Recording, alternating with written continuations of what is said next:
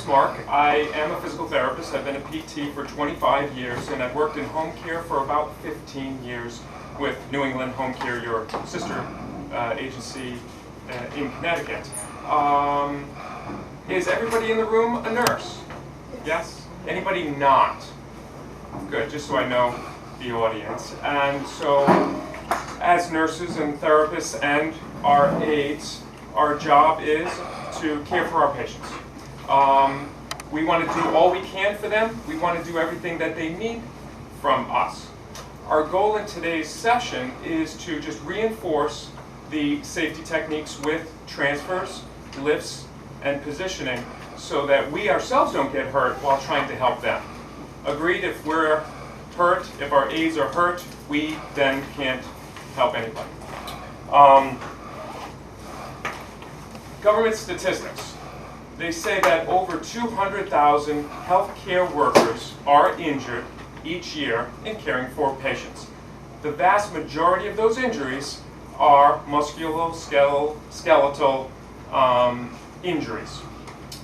Common ones that we see are back, shoulder, elbow, tennis elbow, also golfer's elbow, and wrist, carpal tunnel. Three main risk factors that contribute to these musculoskeletal injuries are the force that we have to work with, the repetition of what we do on a daily basis, and the awkward positions that we have to go in. In the home, we know how awkward positions are. In a hospital setting or in a nursing home setting, you've got these beautiful hospital beds. They're powered. You can elevate them, you can make it very easy for yourself as a worker. Myself, if I'm in an outpatient setting, I've got plinths to work on. But when we get into the home, we don't know what we're going to get. And it's those type of injuries that we want to talk about today and say, are there things that we can do to decrease the likelihood of yourselves or your aides getting hurt while caring for our patients? One other thing that contributes to injuries is the state of mind of your patient. So always something to think about and to ask before we do any kind of movement activity. Make sure that they're ready for it. Sometimes they say they're ready and they're really not, and an injury will then occur because we're catching them.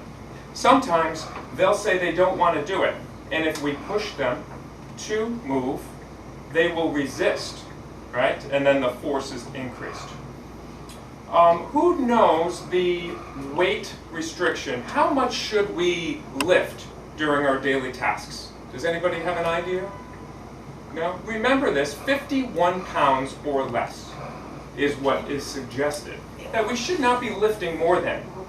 Personally, I don't want to lift 51 pounds, do you?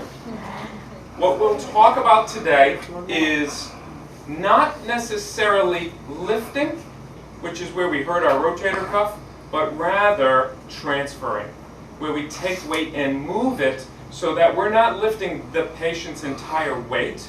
We're moving, transitioning that weight from one position to another, getting them to help or getting assistance to help us in those movements. When we're going to transfer a patient, when you are seeing your patient for the first time, is your aide typically there with you for that first visit? Yes? And so you are, in that first visit, assessing the patient's ability, right? You're making a determination of how much they can help and how much help you are going to need to provide. Verbally, explain to them what you're doing. When we rush, that's when we end up finding injuries either for our patient or for ourselves. So go slow. And the last part is think about good body mechanics. And you're all saying, yes, I've heard body mechanics before. What is good body mechanics? Feet apart before you move, right? Back, not bent over, back straight, right? Weight close to you, right? It weighs more when it's away from you. Keep it close to you. Before you lift, tighten your stomach, right?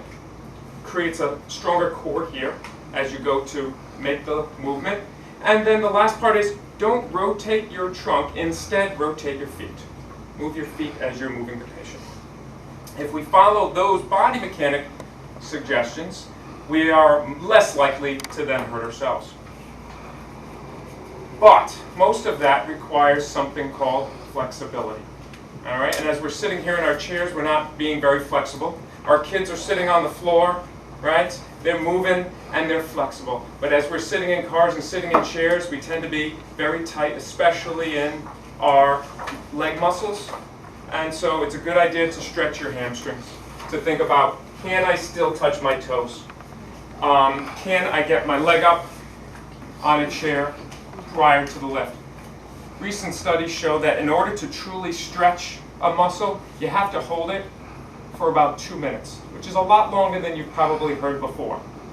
Holding for about 2 minutes each leg will effectively lengthen the muscle. Over time, if you repeat it, you will find that your back will not hurt as much if you have more flexibility in your hamstrings, because then you're able to keep your back straight when you bend your knees. If your hamstrings are tight, it tends to pull you into a lower curve in your spine, which is you're more likely to injure yourself. But also, injuries in the shoulder, rotator cuff, we want to be flexible. All right. So making sure you can get your arms up and stretch, arms back and down. For the elbow muscles, arm out, thumb behind, and a stretch. We can go both ways, wrist in and up and stretch. And that gets both the tennis elbow and golfer's elbow muscles in the elbow. The wrist. Now the wrist, carpal tunnel type injuries, I find more, how did you hurt yourself?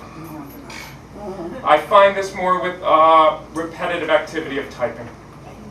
All right, so some of our nurses do a lot of typing, some do less, and just something to think about, stretching the flexors in your wrist. On that day one, we're assessing the patient and we're determining how much they can help. If we ask them to help us, they tend to help us. If we just move them, they will just sit there. They may even resist if they're not sure what you're doing. So go slow, speak to their volume that they need, and teach your aides to do the same. If they can bear weight, that will make a determination as to what equipment we may need. If they can stand and not fall, balance is good, that will make that same determination, what do I need to help them with each activity. If a patient can sit at the edge of the bed, with or without using their arms, will help me determine what equipment they may need. Also, looking at the room. I know you guys do this in your first visit, looking at the living space. What kind of room do you have to do the movement that you want to do? Do you have to move different things out of the way in order to fit the wheelchair? Do you see many Hoyer lifts? Where you have one, where you need one, you need to make sure that there is room for one. Make sure it fits underneath the bed before you pick them up from a wheelchair so that they're not in the ear. Make sure there's no boxes underneath, move them out of the way. Make sure that you have room to back up and then to get them to the chair. Make sure there's nothing in the way of the chair so that you don't have them in the air for any longer than you need to. They'll appreciate it.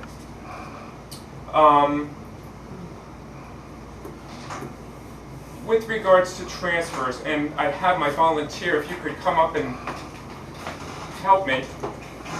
What we'll go through first is positioning in bed. Rolling, repositioning, let's see, and then sitting up. If you could, sit at the edge of the bed and lie down. I'm going to need one more person at some point. I don't know if you'd be able to help me when I do. So again, if I just have a patient lying down and I want to see underneath them. If I could just say, can you roll towards me? Good.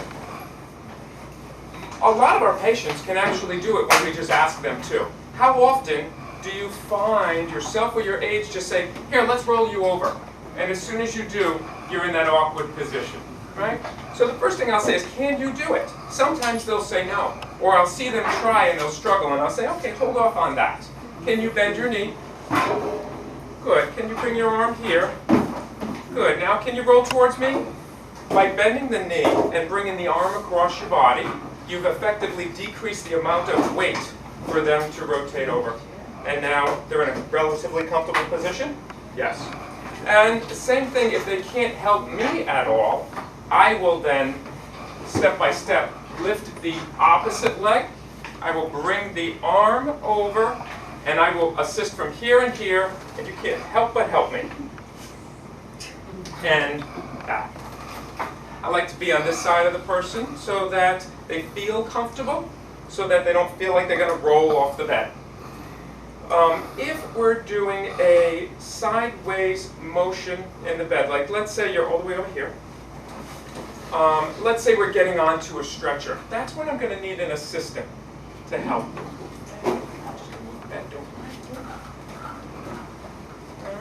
And when we're doing a lateral transfer in the bed, again, I can ask you to pull up this sheet.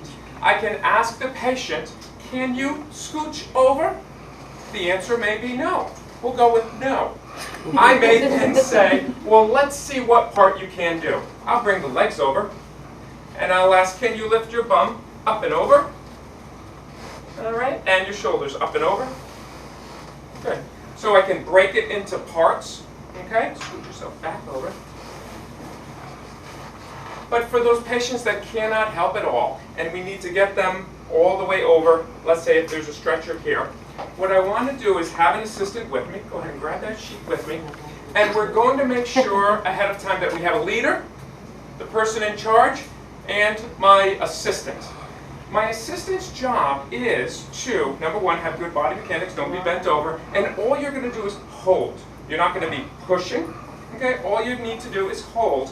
Myself, let's say it's a bigger bed, I'm going to want to get a knee on that bed, all right? Because now the weight is going through my arms and through my leg, and it takes the back out of the equation, all right? And then what we'll do is we'll talk about it and say, on 3, we're going to come towards me, and all you're going to do is hold the weight on 3. 1, 2, 3. I pull, you hold, and we moved over. And if we need to do that in steps to get off, that would work fine. Decrease friction is another suggestion. If you have something softer, a garbage bag works, or a different kind of material. 2 different materials will work better than 2 of the same to help that slide. The last thing we're going to do together, if you could, is let's say she's scooched down and we want to move up in the bed. Again, assessing the client, asking them, can you get yourself up the bed? And let's say she says no. I would then not give up on that.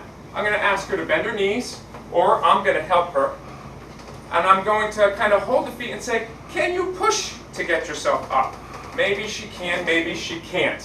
All right? If she can, great, less work for us, less work for our aide. And if she cannot, I'm just going to pull the drawer sheet out. Good. If she can hold her own legs, I'm going to ask her to help us on 3, and we're going to move up on 3. I would set this bed up flat, because I don't want to go uphill.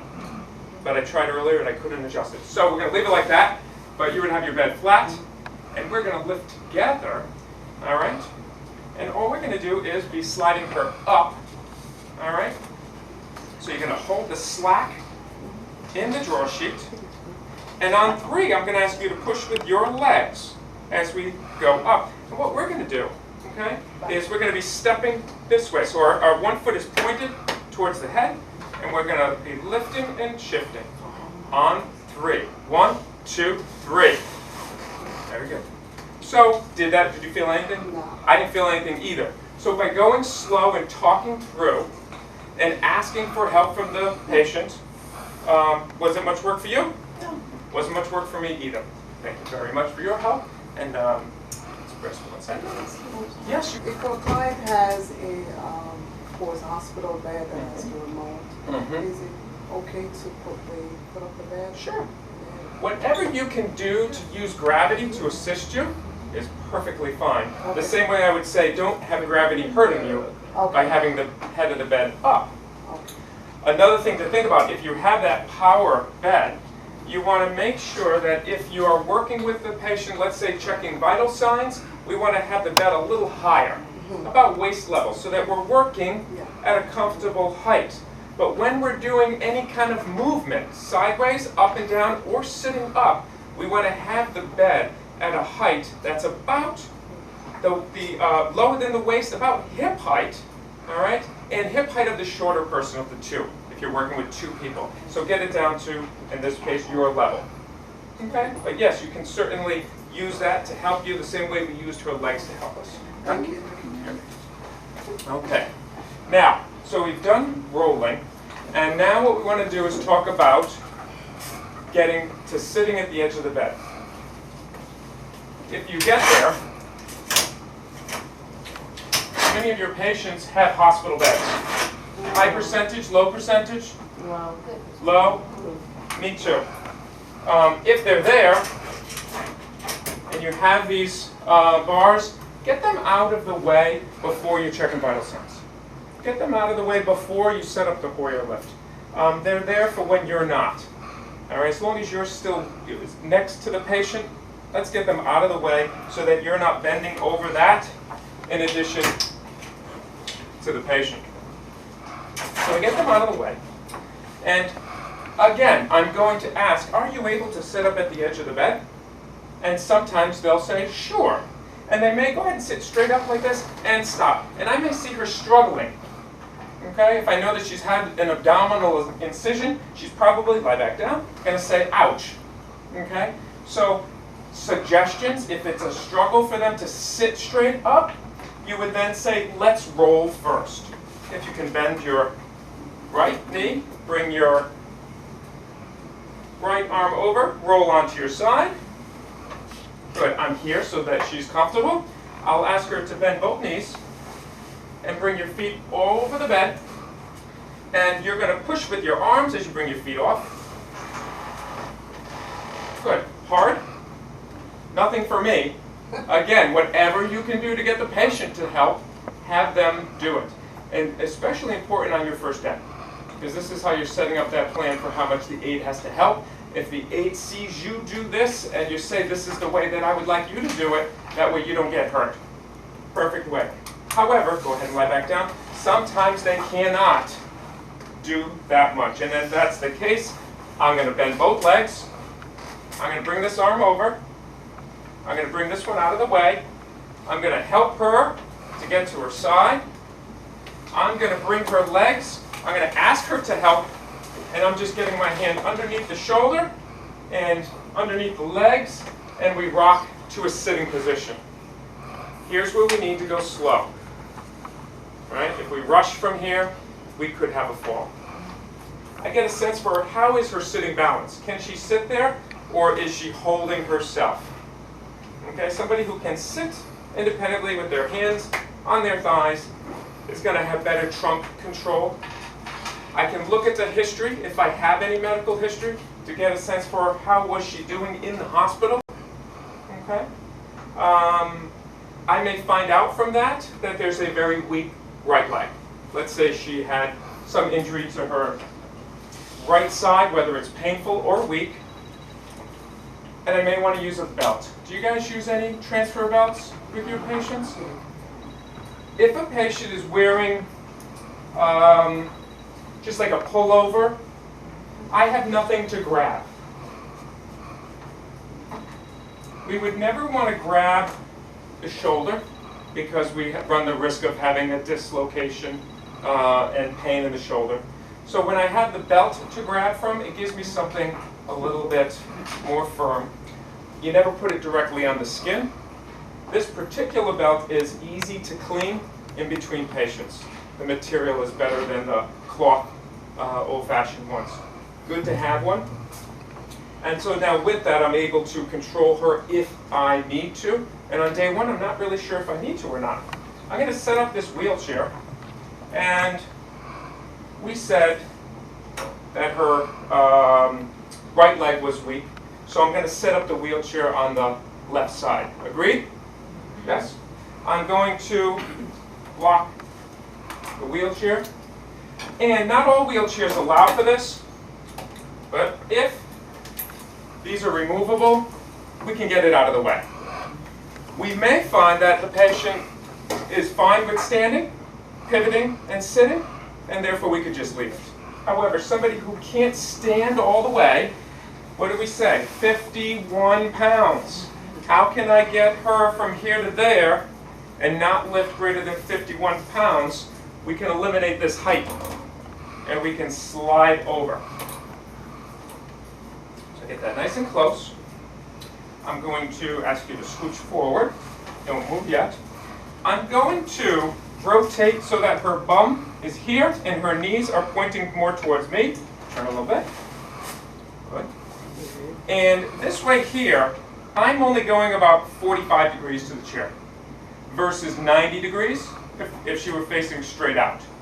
That way, if this leg is a little weak and this leg is strong, she's not going to hurt her ankle as we have her pivot to the chair.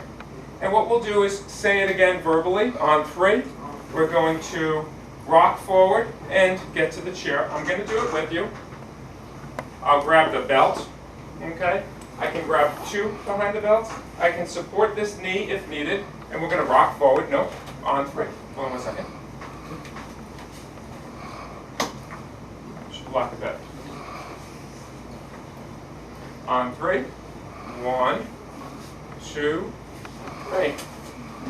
Good. Easy? So all ways to try and make it as easy as we can for the patient so that they're not working too hard, working harder than they can, but also making it easy for yourself and for the aides that you're teaching. Okay. Now, unlock this. Depending on the patient, they may have a commode. Maybe you're transferring, whether it's to a commode or to another chair, you'll be in the same position. And again, if I go like this, I've got to move 90 degrees. But if I rotate it like this, okay, and we scooch, whoop, lock it, scooch a little bit forward, okay, and rotate a little bit this way. Good. And move this.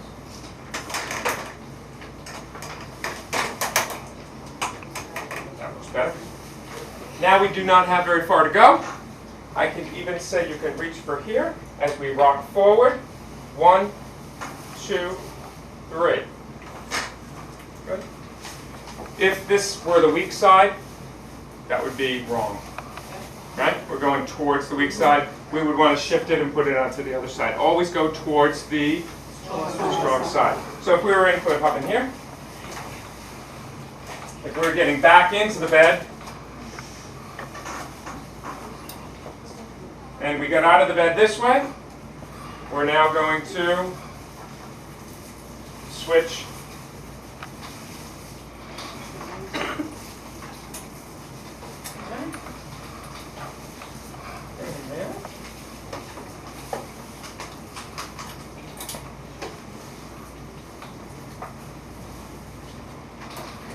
and scooch and rotate a little. Ready? And on 3. 1, 2, 3. Good. Questions so far? No?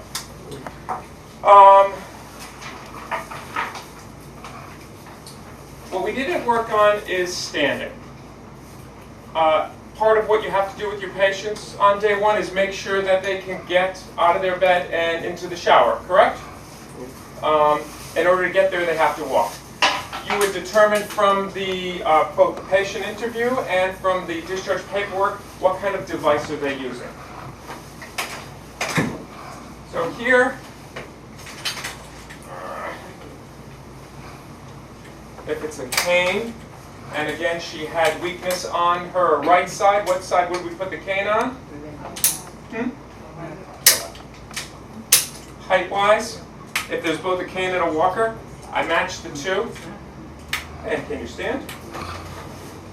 Good. A little bit of bend in the elbow is perfect. I'm going to stand on the weak side as we walk along to the bathroom. A few different ways to walk with a cane.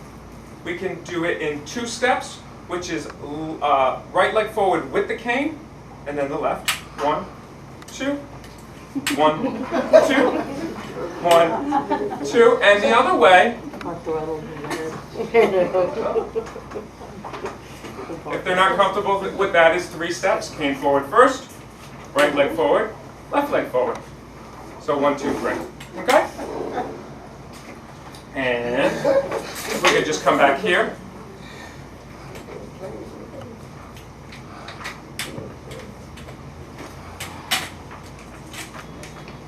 Walker, again, height a little bit bent.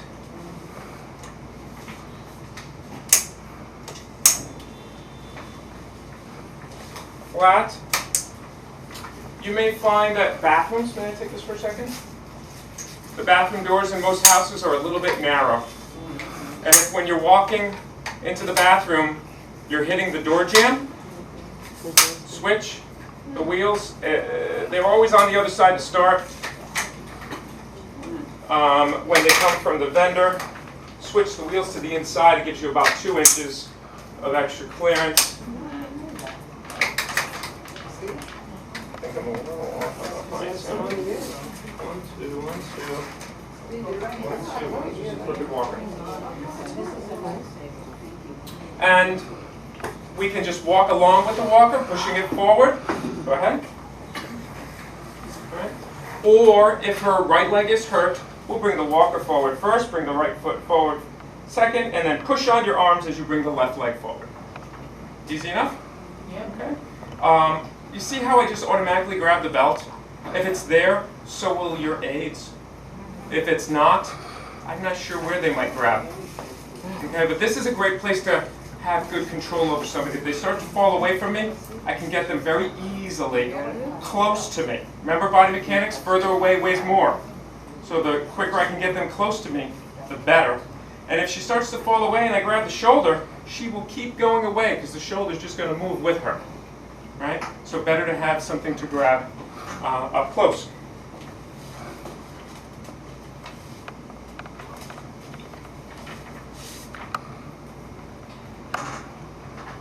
I've hit all the points that I wanted to hit.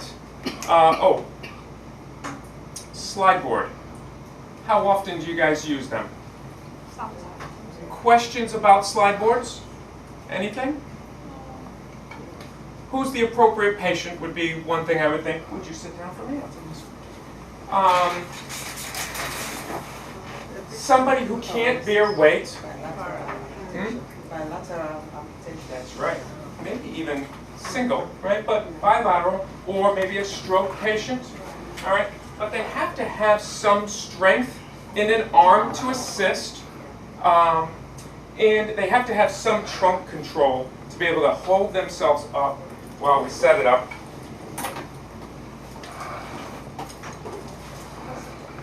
So this is designed, right, to go over the wheel.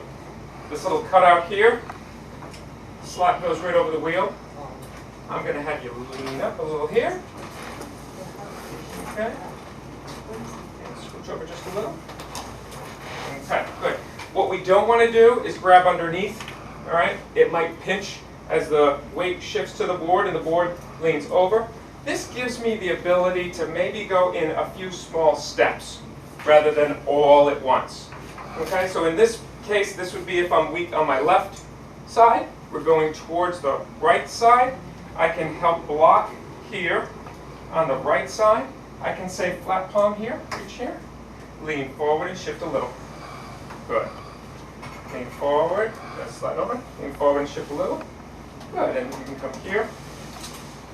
Slid right down. What would I need to get back into the bed? I'd have to take the bed and lower it. To your point earlier, can I use gravity to help? Yes. A little higher to lower helps her slide right in. Going back to the bed.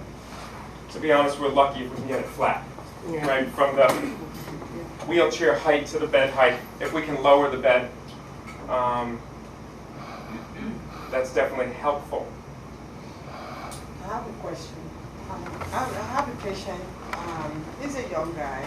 He has spinal bifida, and I think he has bilateral amputation as well. So he used. I think they ordered transfer. He was in the toilet. The toilet is so narrow. Very.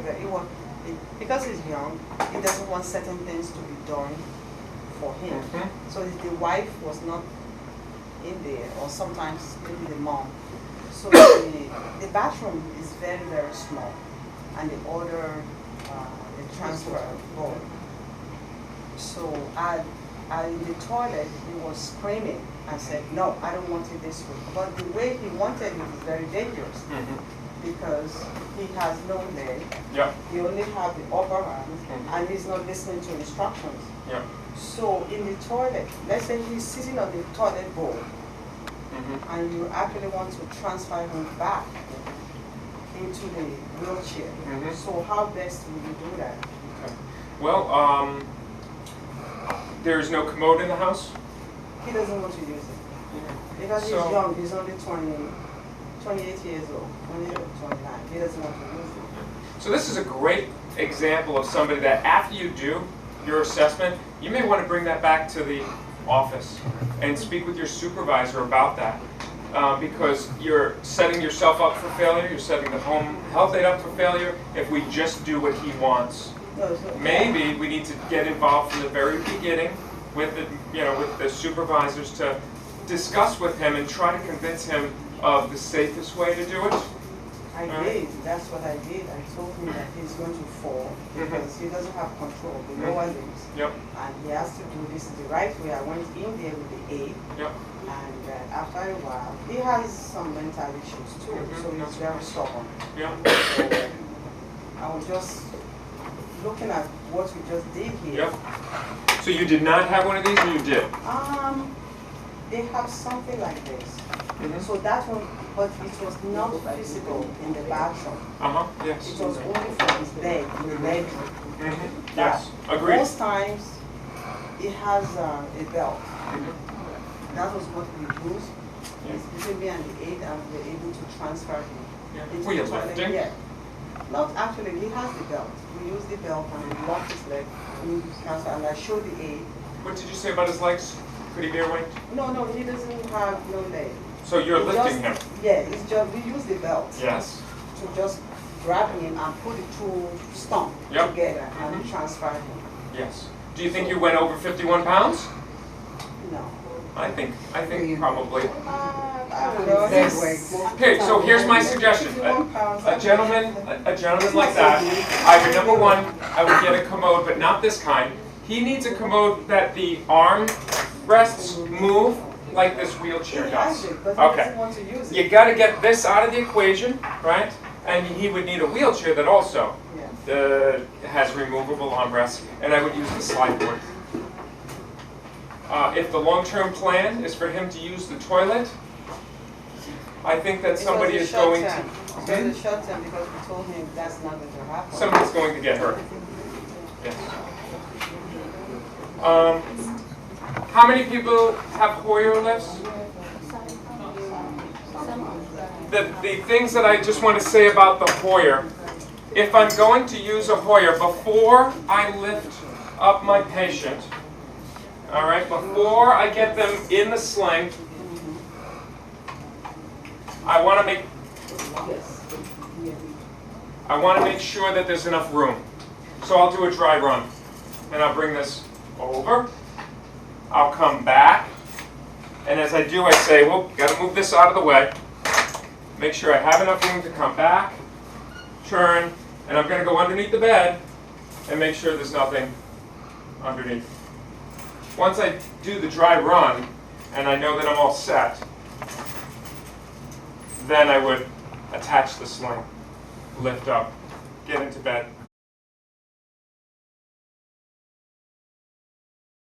Before performing the lift, engage the brake on the bed, and then lower the rail on the side that will be receiving the lift, and make sure that the bed is at a safe working height.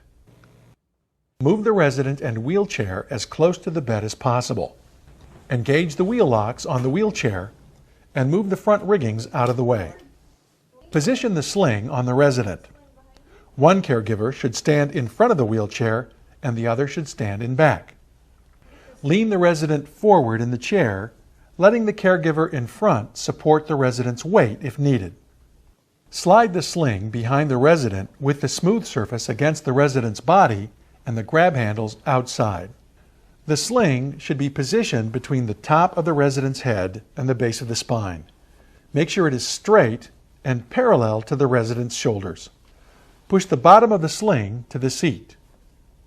Position the straps as far forward in the seat as possible. Lean the resident back in the wheelchair. Lift one of the resident's legs. Reach under and pull the sling out until it's just behind the resident's knee, about 3 inches. Repeat the procedure for the other leg.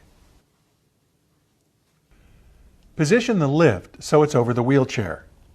Make sure the lift's legs are in the maximum open position for stability. Lock the lift's rear casters to prevent it from moving while you attach the sling. Turn the control valve on the hydraulic pump counterclockwise to lower the boom. Position the swivel bar so that it is parallel with the resident's shoulders. Then attach the sling. Attach the straps that are by the resident's legs to the front of the swivel bar. You can use any one of 3 techniques depending on the situation. You can attach them so that the straps go under both the resident's legs. This bundling technique creates a very small opening for petite residents. You can attach them so they cross between the resident's legs. This technique draws the resident's legs together. Or you can attach them so they go under the resident's legs directly to the swivel bar. This technique separates the resident's legs for hygiene tasks. Just make sure that you use the same color straps for both legs. Next, attach the center straps to the swivel bar using a loop that leaves a little slack in the strap. Use the same color loop on both sides. Securely attach the top straps to the swivel bar. Again, make sure you use the same color straps for both sides. Make sure the resident's arms are inside the sling. Unlock the rear casters. Turn the control valve clockwise. Then give the unit a few pumps. This will elevate the swivel bar slightly and provide a bit of tension to the sling. Double check to make sure that all of the attachment points of the sling are properly attached to the swivel bar. If they are not, lower the sling and fix them. Pump the unit several more times until the resident is just above the wheelchair. The other caregiver can use the sling handles to maneuver the resident. Move the lift towards the bed and position the resident over the middle of the bed. Then, rotate and position the resident properly above the bed. Lower the resident on the bed by turning the control valve counterclockwise. Once the resident's full weight is on the bed, lock the lift's rear casters and unhook the sling from the swivel bar. Unlock the rear casters. Remove the lift. Remove the sling. Any other questions? No. Well, thank you very much for being my patient today. I can take that off for you.